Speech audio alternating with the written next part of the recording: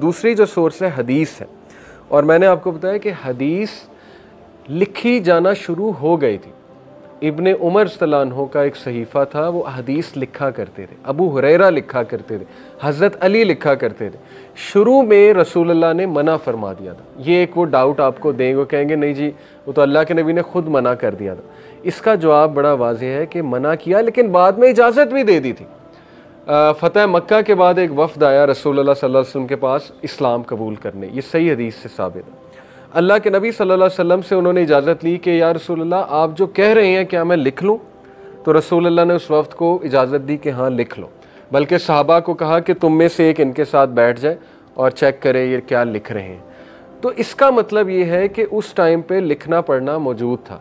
वो कोई इतना बैकवर्ड माशरा नहीं था कि ना कोई उनके पास पेन होता था ना पेपर्स होते थे। ज़ाहिर है जो भी उस फॉर्म में था उस टाइम पे, पत्ते थे जो भी था उस लिखते थे। तो वहाँ से साबित हुआ कि हदीस पे लिखना शुरू किया, हदीस उन्होंने, और बहुत से वाक़यात हदीस में आते हैं, क्योंकि you will find so many people जो इन डाउट्स में आते हैं। आपकी फैमिली में भी हो सकते हैं। अब तो बहुत कॉमन है, आपको यूनिवर्सिटीज़ में स्टूडेंट्स मिलेंगे, आपको कोई आपके गली में मिल सकता है जो कहे कि जी हदीस मैं नहीं मानता, हदीस तो बाद में लिखी गई है, या ये जी कि सुन्ना की हमें ज़रूरत नहीं है, बस कुरान हमारे लिए काफ़ी है। कुरानाइट्स कहते हैं ना इन्हें। तो और देखें उसका इम्पैक्ट ये है कि जब आपने सुन्ना को नहीं लिया फिर आप जो है वो आज़ाद हो गए।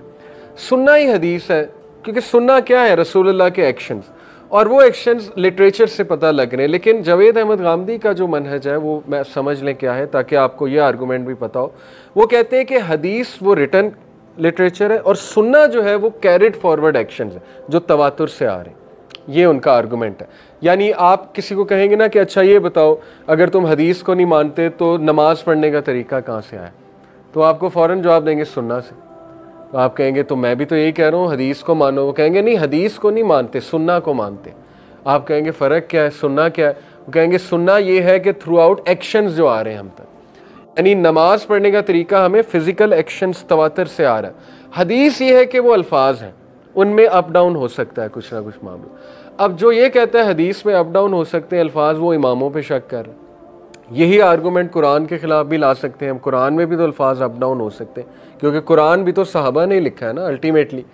हज़रत ज़ैद बिन साबित को कहा था अबू बकर सिद्दीक ने कि कलेक्ट करो, तो आपको हज़रत ज़ैद बिन साबित पे आपको 100% ट्रस्ट है, तो फिर उन्हीं सहाबा पे क्यों नहीं ट्रस्ट के हदीस भी उन्होंने लिखी है, हदीस वो क्यों नहीं सही लिख सकते, हदीस सही क्यों नहीं पहुंच सकती। तो ये अभी ज़रा थोड़ा सा जान लें कि सुन्नत और हदीस को बाइफरकेट करते हैं जावेद अहमद गामदी, उनका मनहज ये है।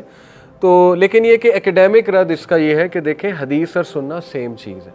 हम ये कहते हैं दोनों एक ही चीज़ है और महफूज है, अल्लाह ताला ने महफूज करके दी है उम्मत को।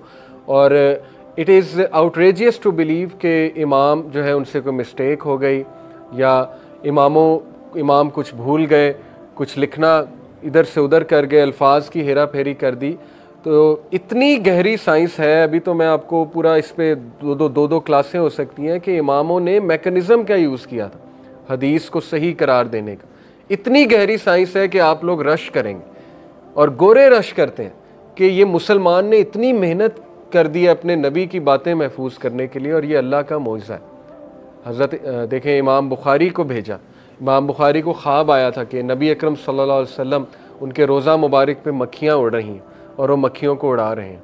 ये ख्वाब की जो है वो ताबीर क्या थी कि उन्हें बताया गया कि तुम रसूलुल्लाह सल्लल्लाहु अलैहि वसल्लम की सुन्ना को डिफेंड करोगे, तुम रसूलुल्लाह सल्लल्लाहु अलैहि वसल्लम की जो सुन्ना है उसको प्रोटेक्ट करोगे, ये इसकी ताबीर थी। और इमाम बुखारी ने कितनी मनगढ़ंत हदीस उनको बाइफरकेट किया, ज़ईफ़ हदीस, मनगढ़ंत हदीस को।